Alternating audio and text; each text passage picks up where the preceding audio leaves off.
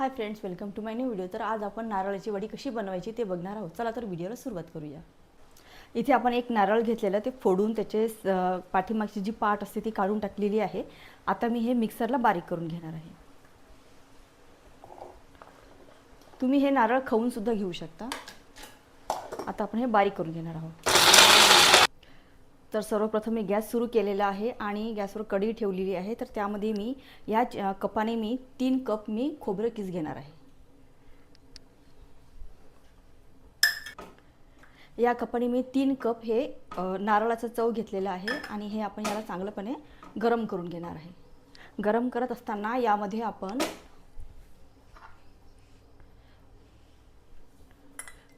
2 चमचे आपण तूप टाकणार आहोत।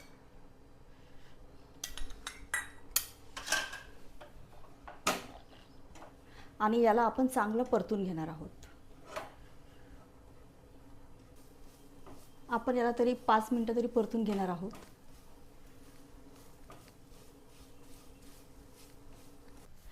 तर आता आपला हा खोबऱ्याचा चव हा परतून झालेला आहे। तर यामध्ये आपण हे 2 कप दूध टाकणार आहोत। मी यामध्ये साय पण घेतलेली आहे। मी यामध्ये म्हशीचं दूध घेतलेलं आहे। तर आता आपण यामध्ये दूध टाकलेले आहे। तर आपण आता याला चांगलं परतून घेणार आहोत।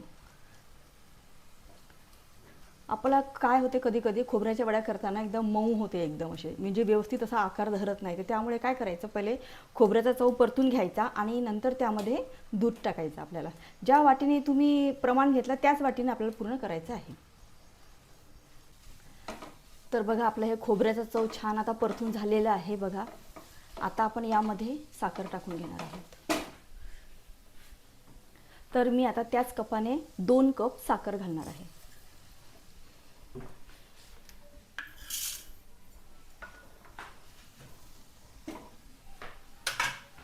आता हे परत एकदा मिक्स करून घेणार आहोत। आता हे साखर टाकल्यामुळे काय होणार, थोडंसं पातळ होणार हे मिश्रण, पण आपल्याला काय करायचं आहे, घट्ट गोळा होईपर्यंत आपल्याला चांगलं हे परतून घ्यावं लागणार।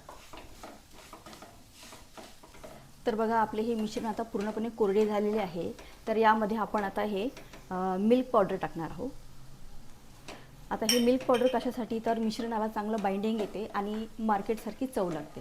तुम्ही एकदा नक्की ट्राय करून बघा। यामध्ये तुम्ही एकदा काय करा, मिल्क पावडर टाकून बघा। आता जोपर्यंत घट्ट गोळा होत नाही तोपर्यंत आपल्याला पुन्हा एकदा मिक्स करून घ्यावं लागणार आपल्याला याला।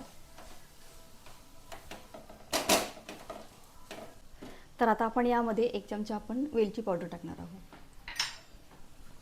आणि हे परत एकदा मिक्स करून घेणार आहोत।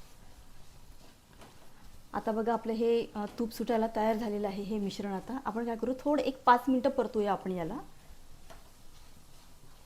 आणि 5 मिनिटं परतून झालं की आपण हे गार व्हायला देऊया।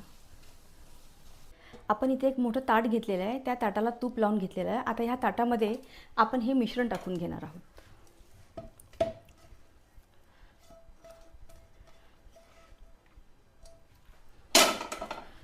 आणि हे छान पसरून घेणार आहोत।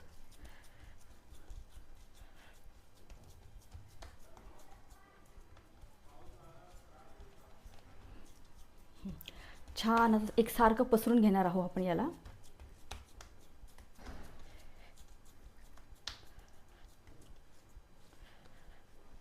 तर आपण याला पूर्ण एकसारखे आपण पूर्ण प्लेन करून घेतलेले आहे। तर आपण आता याच्या वड्या पाडून घेणार आहोत।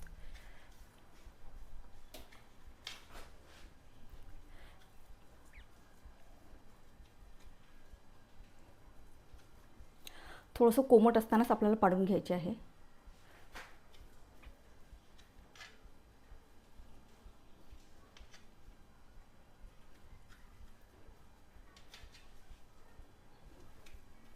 तर इथे मी वड्या ह्या चौकोनी घेतलेल्या आहेत, तुम्ही डायमंड शेपचे सुद्धा घेऊ शकता।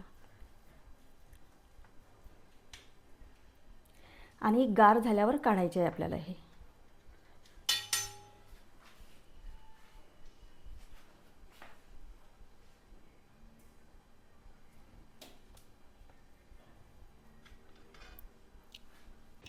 तर बघा, आपले हे आता हे पूर्णपणे सेट झालेले आहे। आपण आता हे काढून घेणार आहोत। हे बघा, छान घट्ट झालेलं आहे। तर मी अशा वड्या सगळ्या काढून घेणार आहे। हे बघा,